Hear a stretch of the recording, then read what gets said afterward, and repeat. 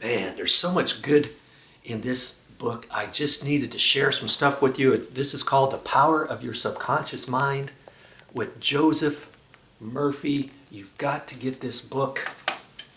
I'm in chapter 8, and I'm going to tell you why you may get the opposite of what you wish for. Émile Coué was a celebrated French psychologist whose lectures gained him many admirers and followers in the United States. One of his important insights was this: when your desires and imagination are in conflict, your imagination invariably gains the day. He referred to this as the law of reverse effort. Suppose you were asked to walk along a narrow plank that was resting on the floor. You would do it easily, without question. But now, suppose the same plank were 20 feet up, stretching between two walls. Would you walk it? Could you? Probably not. Your desire to walk the length of the plank would come into conflict with your imagination. You would imagine yourself toppling off the plank and falling a long way to the ground. You might very much want to walk across the plank, but your fear of falling would keep you from being able to do it. The more effort you put into conquering your imagination or suppressing it, the greater strength is given to the dominant idea of falling. The thought, "I will use my power, my willpower to overcome my failure," reinforces the thought of failure. Mental effort often leads to self-defeat, creating the opposite of what is desired.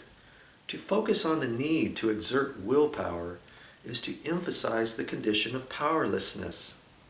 It is like deciding that you will do all you can do to not think of a green hippopotamus.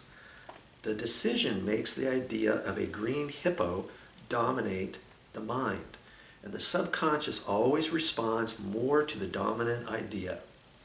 Your subconscious will accept the stronger of two contradictory propositions. Maybe you find yourself thinking, "I want a healing, why can't I get it? I try so hard, why don't I get results? I must force myself to pray harder.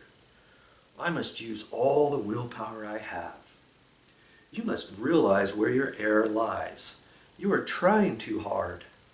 Never try to compel the subconscious mind to accept your idea by exercising willpower. Such attempts are doomed to failure. All too often you end up getting the opposite of what you prayed for. The effortless way is better. Have you ever had something like this happen to you? You have to take an examination of some kind. You have put in a lot of time studying and reviewing the material. You feel as if you know it well. But when you face a blank exam page, you find that your mind is equally blank. All your knowledge of the subject has suddenly deserted you. You can't recall a single relevant thought. You grit your teeth and summon all the powers of your will, but the harder you try, the farther the knowledge seems to flee. Frustrated, you leave the examination room. The mental pressures ease. Suddenly, the answers you were hunting for so desperately a few minutes ago flow tantalizing back into your mind. You told yourself you knew the material, and sure enough, you did, but not when you needed to. The mistake you made was to try to force yourself to remember. By the law of reversed effort, this led not to success, but to failure. What you got was the opposite of what you asked for. Hey, this book has all kinds of stuff that is going to change your life.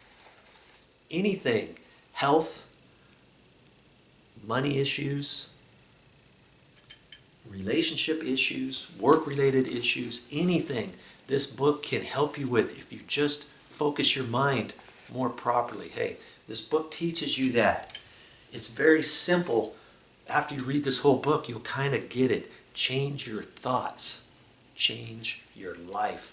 And it's shown all through this book. It gives you all kinds of examples in order to do that. I hope you like reading, because this is a good read. Well, that's all I got for this time.